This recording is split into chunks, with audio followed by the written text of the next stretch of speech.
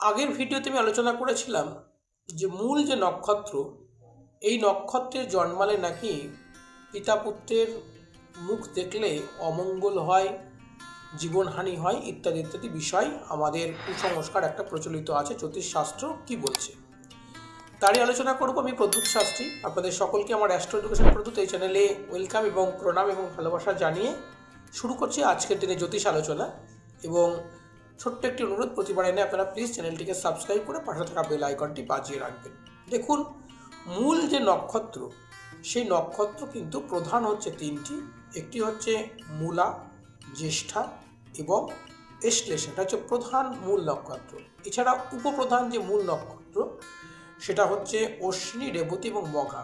অনেক সময় জ্যোতিষীরা বলে দেয় যে এই নক্ষত্রে জন্মেছে, পিতা পুত্রের মুখ দেখেছে, আপনাদের অনেক কিছু ক্ষতি হয়ে যেতে পারে বা ক্ষতি হবে, ভয় দেখায়। এটা একদমই ঠিক নয়। এখান থেকে খুব সহজে আপনারা বেরিয়ে আসতে পারবেন এবং এটা কখনোই ঠিক নয়। পুত্রের জন্মগ্রহণ হচ্ছে, পিতা তার মুখ দর্শন করবে না, এটা কখনো হতে পারে? Is it possible? ইম্পসিবল, এটা কখনোই নয়। আপনারা এই ভ্রান্ত ধারণা থেকে অবশ্যই বেরিয়ে আসবেন। এবং যেটা সমস্যা হয়, এই নক্ষত্রে জন্মালে শিশুদের শারীরিক কিছু সমস্যার মধ্যে ভুগতে হয়, সেটা 1 থেকে 8 বছর পর্যন্ত। 1 থেকে 8 বছর পরে কিন্তু এই সমস্যা আর থাকে না। এবার এখান থেকে বেরোনোর জন্য আপনারা কী করবেন? যাদের এই নক্ষত্রে জন্মগ্রহণ হয়ে গেল, তাহলে সে কি খুব অপরাধ করলো? কখনোই নয়।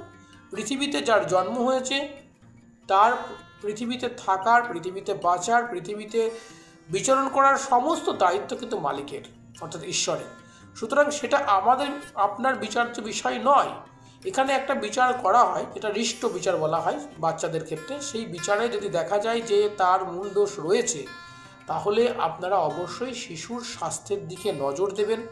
সেই সঙ্গে শিশুর জন্মকুণ্ডলীতে দেখবেন তার বৃহস্পতির অবস্থান, চন্দ্রের অবস্থান কেমন রয়েছে। বৃহস্পতি বলবান থাকলে তার এভরিথিং, যা কিছু সমস্যা থাকবে সমস্ত কিছু মিটে যাবে। পিতা এবং মাতা এবং সেই সঙ্গে পরিজনের যদি জন্মকুষ্ঠী বিচার করবেন, যদি তাদের জন্মকুষ্ঠীর গ্রহগুলো ভালো থাকে, পজিটিভ থাকে, পুত্রের সঙ্গে সম্পর্ক ভালো থাকে, তাহলে এই দোষ, এই মূল দোষ, হৃষ্টদোষ, সমস্ত দোষ নষ্ট হয়ে যাবে। তার স্বাস্থ্য, শিশুটির স্বাস্থ্য অবশ্যই ভালো হবে। এছাড়া পিতা মাতা মিলে যাদের এই ধরনের সমস্যা রয়েছে, আপনারা অবশ্যই প্রতিদিন সকালবেলায় এবং সন্ধ্যাবেলায় ওম নমঃ শিবায় এই মন্ত্রটি আপনারা জপ করবেন, যাদের শিশু 1 থেকে 8 বছর বয়স তাদের জন্য। দেখবেন এই সমস্যা থেকে আপনারা ওভারকাম করতে পারছেন। আপনার জীবনের যে কোনো সমস্যা থেকে মুক্তি পাওয়ার জন্য